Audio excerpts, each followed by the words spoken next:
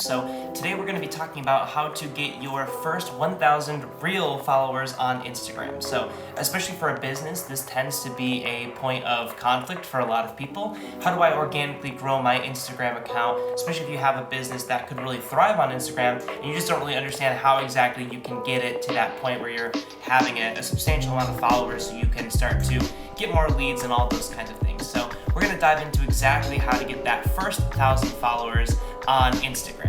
So we're going to jump over really quickly. Okay, so hopefully you can see that. Yeah. So here is a great example of an account that has over 1,000 followers. We run this account a little bit intermittently. This is a board game company that creates content every year or so. We have a new game that comes out. So it's something that in the season where we actually have a game releasing, that's when we really pump out the content.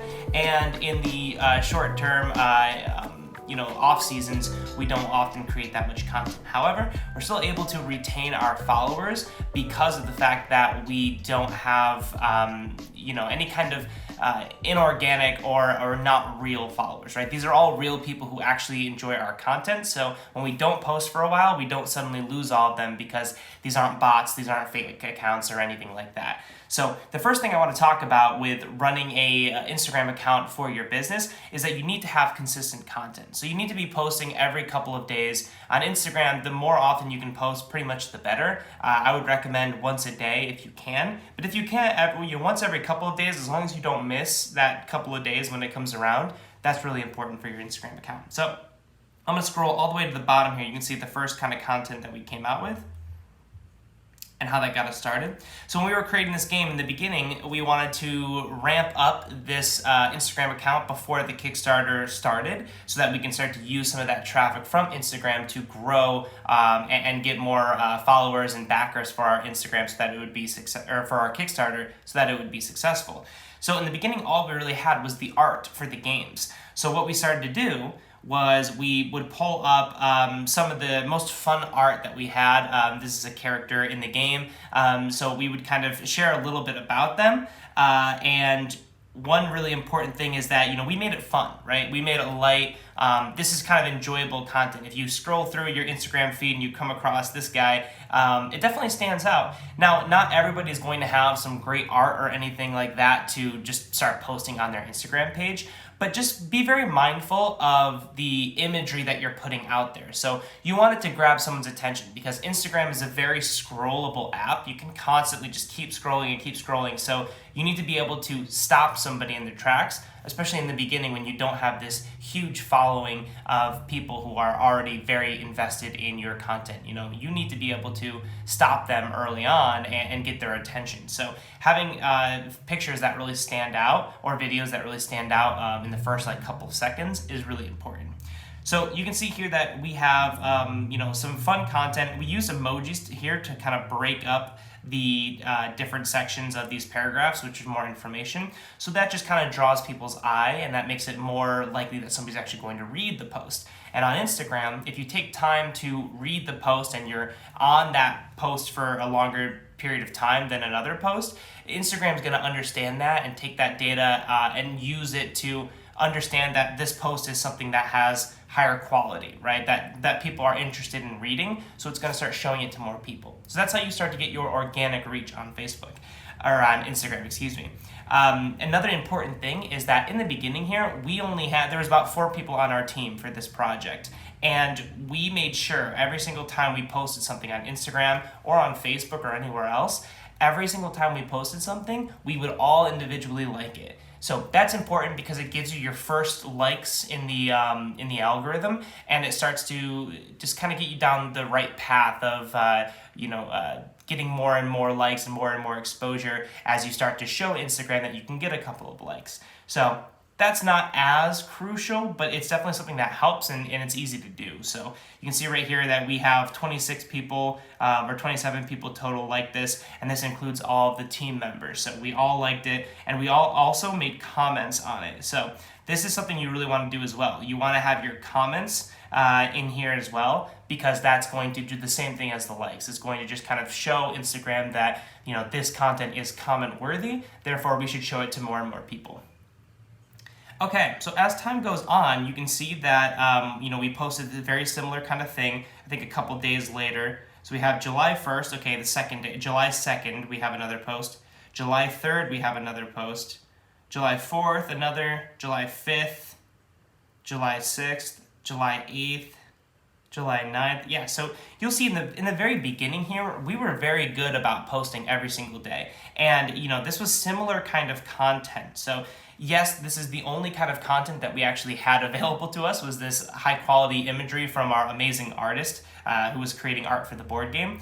However, it was still something that was really good, high quality, right? So we definitely wanted to take advantage of that. And the more we posted this similar kind of content, the more likely we were going to get in front of a niche audience on Instagram that was interested in this, right? So if we posted this first post of this fun cartoon imagery of a character in the game, and then we posted like something completely different, it would start to kind of confuse the algorithm in terms of what exactly we're going for, what audience we're trying to target here. So by posting very similar content that of course was still relevant to our game, we started to narrow down and get in front of people who were really going to find this kind of content interesting.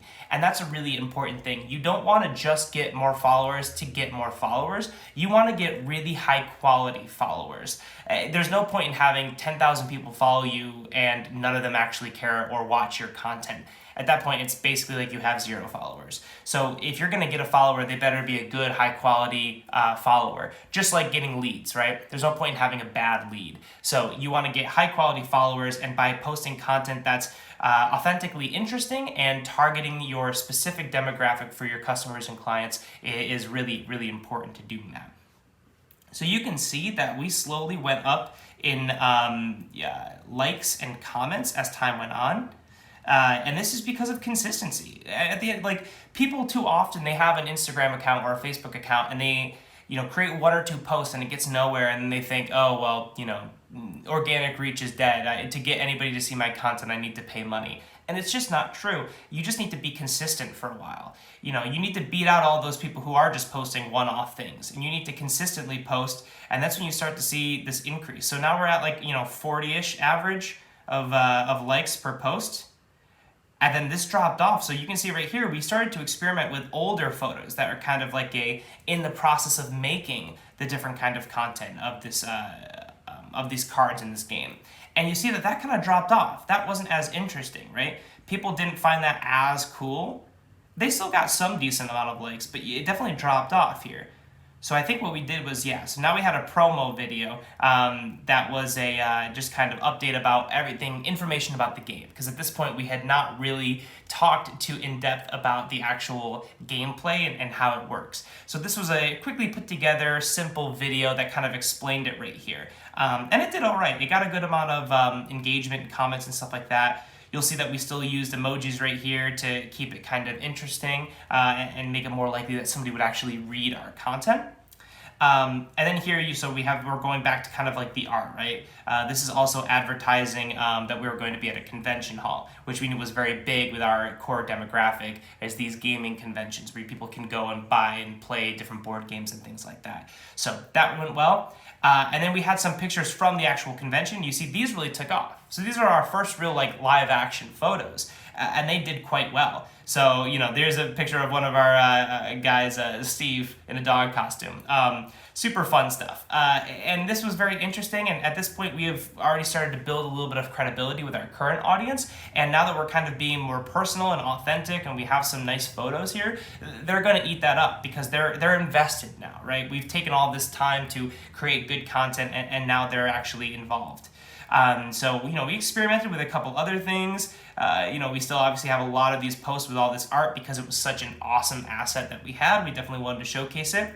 And Instagram is the perfect place to do that. It's very visual based, so lean into that. You want to grab people's attention with high quality stuff and photos and fun, interesting content that catches the eye. That's very important to Instagram. So then we had some, live videos here, some more fun stuff. And from there, we really just tried to be interesting, right? And I know that sounds like an oversimplification, but it's very true that just being interesting is half of the battle. Even if you don't understand the algorithm, even if you're brand new and you don't even know who you're targeting, just be interesting. Make things fun, make things involved. Don't stress out too much about creating the perfect piece of content. You don't need a super high quality camera. Some of our best posts in here are a very low quality imagery, so that's important to know as well. And we have a very highly produced video right here that didn't do as well as some of the lesser quality videos. So that goes to show that you don't need a crazy high quality 60 frame per second camera to have really good content on the platform. So that was the big takeaway. As time went on, we just kept up with the consistency. We've September 6th we posted, September 8th we posted. So all this time from June, July, all the way up until September, we're posting content all along the way, and we're really not taking a beat. This is September 10th, September 12th, September 13th, September 16th, September 17th.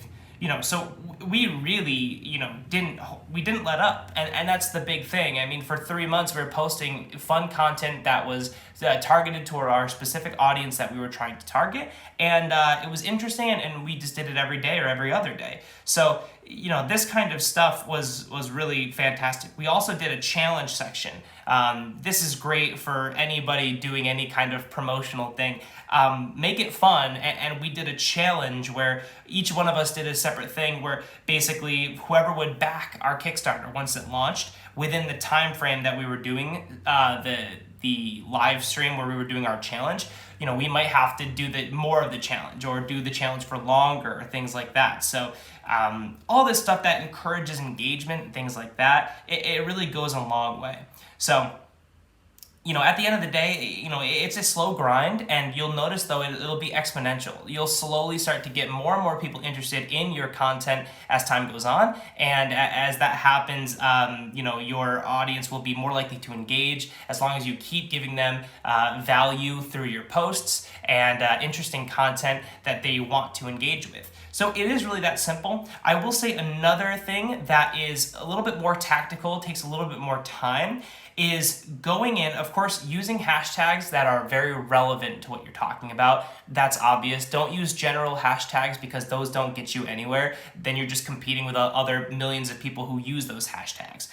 So I don't want to see anybody have hashtag love out there. Nobody should be posting hashtag love. It's not going to get you anywhere. But use very targeted, long hashtags that are very specific to your niche. Lean into your niche because that's what's going to make you excel on Instagram. And on top of that, when you post something and you use a hashtag, go into that hashtag and start to look at the most recent users of that hashtag and follow those people. I'll give you an example right here. So if we jump into this post, okay, this is a promotional post about an update that we had, or an expansion pack that we had, another Kickstarter a year later, which also went very, very well, was very successful. So, we use these hashtags down here that are very specific to our brand. And some of these are a little bit generic, like tabletop's probably too generic. But let's say I want to go to Dice Tower, which is a company that exists within the board game community. It's very popular. Let's say I go to Dice Tower and I see all of these hashtags of people that are using them. It's gonna go to top first over in this left-hand side right here. You want to go over to recent, okay? So we were in top, but you want to go to recent. And then here, you're going to see the most recent people who have used that hashtag.